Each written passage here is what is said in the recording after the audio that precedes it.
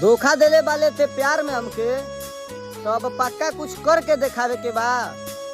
पापा खरीदले बा ना 1.5 लाख के भैंस, तो बस वही के चरावे के बा। हो गइनी कांगाल हम तो माल के चक्कर में। अरे कहेल इसकी उड़ा देम जेब में बम बका। अरे कहेल इसकी उड़ा देम जेब में बम बका, और हमरे ही चक्कर में तोरा के 4 गो लइका चिन्हे लगलन सा। अरे साला इतना कम बका।